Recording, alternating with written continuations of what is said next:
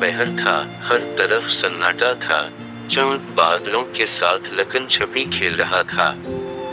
मौसम खुशगवार और मुतदिल था। देहातों के लोग घरों से बाहर चारपाइयां बिछाकर दिन भर की थकान दूर करने के लिए सो रहे थे। जानवरों के गले में बंधी हुई घंटियां जब आपस में टकराती तो रात के सुकून में एक बरकीफ आवाज पैदा होती, जो सरहदी इलाके के वीराने में दूर दूर तक सुनाई दी जाती। BRB नहर का पानी चांद की रोशनी में एक खूबसूरत और खुशनुमा मंजर पेश कर रहा था।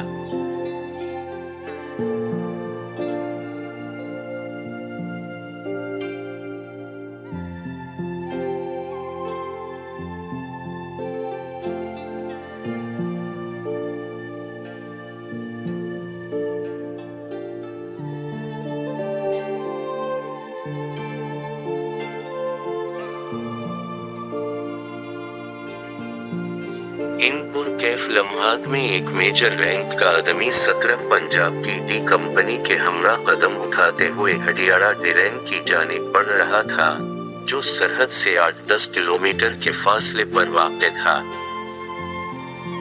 जब पाक फौज की 110 जवानों पर मुश्तमिल ये कंपनी हडियाड़ा डिरेन के किनारे पहुंची, तो उस वक्त रात का पिछला पहर शुरू हो चुका था और चांद सफर तमाम करते हुए अपनी मंजिल के इंतहाई करीब पहुंच चुका था।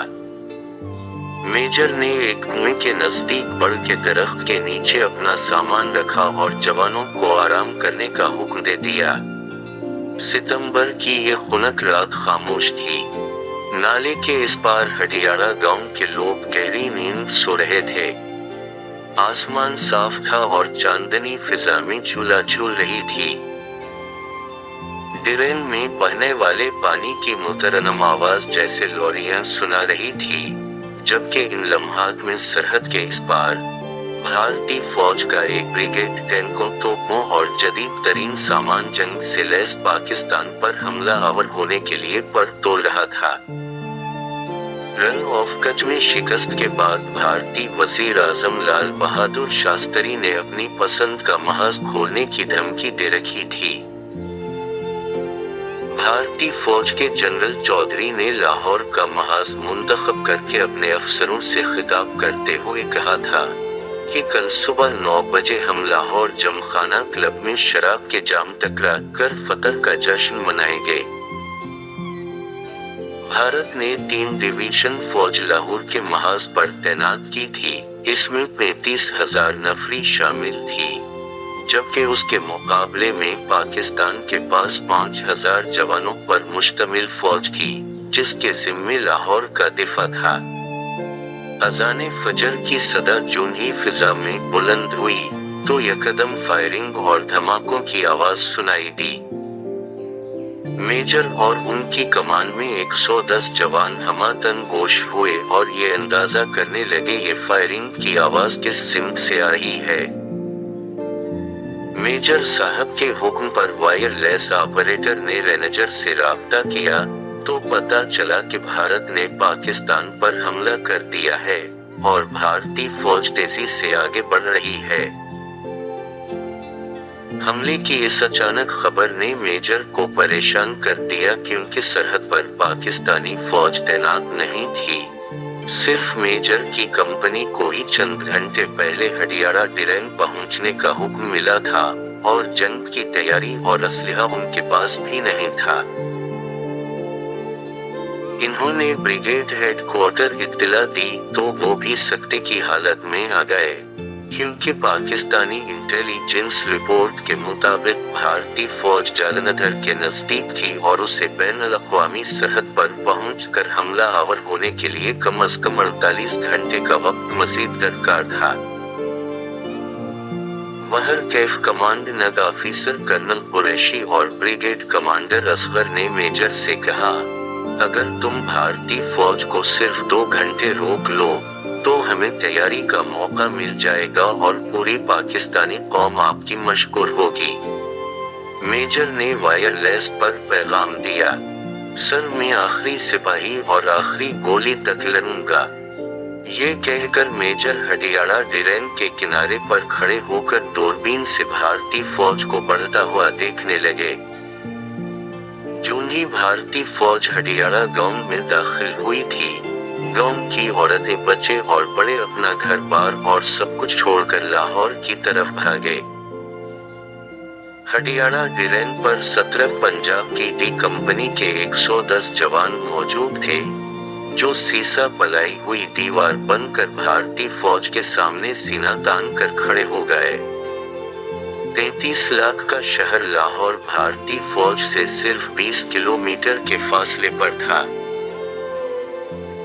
मेजर के लिए ये लम्हात यकीनन बहुत मुश्किल थे, जब हडियाड़ा गांव के लोग पुल अबूर करके इस पार दीदावार भाग रहे थे, जबकि भारतीय टैंक अगर पुल क्रॉस कर जाते तो लाहौर तक पहुंचने के लिए में उनके रास्ते में और कोई रुकावट न थी। जब भारतीय टैंक सिर्फ 200 मीटर दूर आ गए तो मेजर ने जीप पर नसवार फायर करने का हुक्म दिया। जून ही आरआर के गोले भारतीय टैंकों पर बरसे तो उनकी पेशकदमी वक्ती तौर पर रुक गई और भारतीय फौज के बढ़ते हुए कदम ठहर गए। मेजर ने एक इंटरव्यू में बताया कि हम अगर 10 गोलियां चलाते थे तो भारतीय फौज की जानिब से हम पर 1000 गोलियां और बम फायर होते। कुदरत का ये मोजज़ा मैंने अपनी आंखों से देखा कि हमारी गोली ठीक निशाने पर लगती, जबकि उनकी गोलियां और गोले हमारे किसी सिपाही को नहीं लगे। इन्होंने मजीद बताया कि मैं हडियाड़ा ड्रेन के इस बुलंद किनारे पर खड़ा भारतीय फौज पर फायर करवा रहा था, जहां टैंकों में बैठे हुए भारतीय फौजी मुझे साफ दिखाई दे रहे थे, लेकिन वो सामने देखने के बावजूद मुझे नुकसान पहुंचाने में कामयाब ना हो सके। मेजर साहब ने हडियाड़ा ड्रेन के पुल को तबाह करने के लिए धमाका खेज मवाद नस्ब करवा कर उड़ा दिया। इसके बावजूद कि पुल तबाह हो गया था, लेकिन वो कुछ इस तरह बैठ गया कि इस पर से बआसानी पैदल फौज गुजर सकती थी। हालात इस कदर तशवीशनाक थे कि मैं किनारे से नीचे नहीं उतर सकता था। अगर मैं अपनी जान की हिफाजत करता हुआ नीचे उतर जाता तो शायद भारतीय फौज हमें कुचलते हुए गुजर जाती। ब्रिगेड कमांडर ने 2 घंटे भारतीय फौज को रोकने की दरखास्त की थी, लेकिन कुदरत का करिश्मा देखिए कि सिर्फ 110 जवानों पर मुश्तमिल कंपनी ने भारतीय ब्रिगेड, जिसमें 1000 से जायद नफरी होती है, न सिर्फ 10 घंटे तक रोके रखा, बल्कि उसे इस कदर नुकसान पहुंचाया कि भारतीय फौज को इस सेक्टर पर दोबारा हमला आवर होने के लिए नया ब्रिगेड लाना पड़ा।